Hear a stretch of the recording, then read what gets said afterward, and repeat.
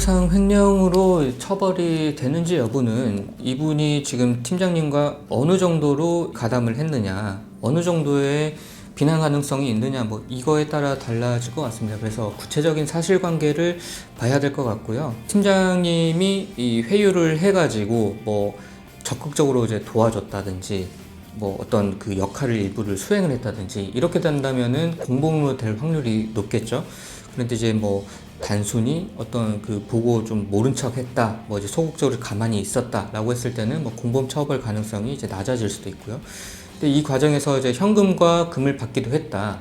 그러니까 대가를성을 받은 것은 이게 횡령으로 인한 그 불법 자금을 통해서 이걸로 인해 발생한 현금과 금을 받았다 이렇게 본다면은 이것 자체만으로도 이제 공범 처벌 가능성이 이제 높아질 수도 있는 거고, 그 다음에 요거 받은 것 자체는 이 범죄 수익과 관련된 어떤 재산들을 받은 거기 때문에 범죄 수익 은닉의 규제 및 처벌 등에 관한 법률 위반으로 처벌될 가능성도 매우 높다라고 볼 수 있겠습니다. 만약에 이제 그 업무상 횡령죄로 처벌이 된다면은 그 수위는 실무상은 사실 1억 원이 넘어간다. 그러니까 피해 금액, 횡령 금액이 1억 원이 넘어간다라고 하면은 그 실형, 그러니까 징역형의 어떤 집행유예가 아니라 실형이 나올 리스크가 있습니다.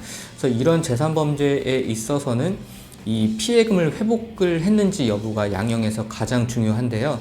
그래서 뭐 1억 원 이상이면은 이제 실형의 위험성이 있기 때문에 최대한 이것을 그 회사에 회복을 시켜주고 합의를 받고 이런 과정들이 있다면은 뭐 집행유예라든지 뭐 이런 식으로 해서 실형의 위험은 피할 수 있는 그 전략을 쓰는 것도 일반적인 방법일 것 같습니다.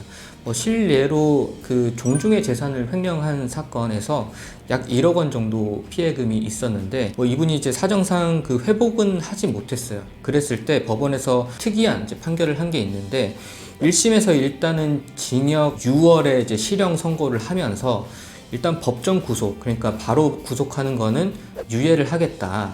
왜 유예를 하냐? 그것은 하나의 목적이다. 이 돈을 피해금을 회복을 해라.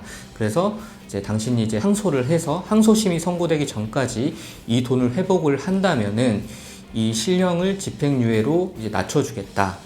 라고 해서 현실적으로 이 사람이 돈을 회복하지 않으면 바로 이제 실형을 가야 되는, 징역형을 가야 되는 이런 종류의 선고도 있는 걸로 봐서는 이런 횡령과 같은 재산 범죄에서는 피해 금액을 회복하는 것이 가장 양형에 있어서 중요한 요소다라고 보시면 될 것 같고, 뭐 이 외에도 이제 그 본인 입장에서 어떤 유리한 양형을 주장을 하시려면 기타 사유로는 뭐 사실상 압력, 그러니까 윗사람의 압력에 의해서 소극적으로 범행에 가담했다 이러면 이제 양형이 낮춰지는 거고, 뭐 자수했거나 내부 비리를 고발했다 또는 소극적으로 가담했고 뭐 전과가 없다, 하여튼 이런 여러 가지 그 양형 요소들을 주장을 해서 책임을 감경시키는 방안을 하셔야 되고, 또 이러한 방안에 대해서는 횡령과 뭐 재산범죄 이런 부분에 대해서 전문적인 지식이 있는 변호사와 상담하셔서 함께 해결을 하시는 것도 좋은 방법이라고 보겠습니다.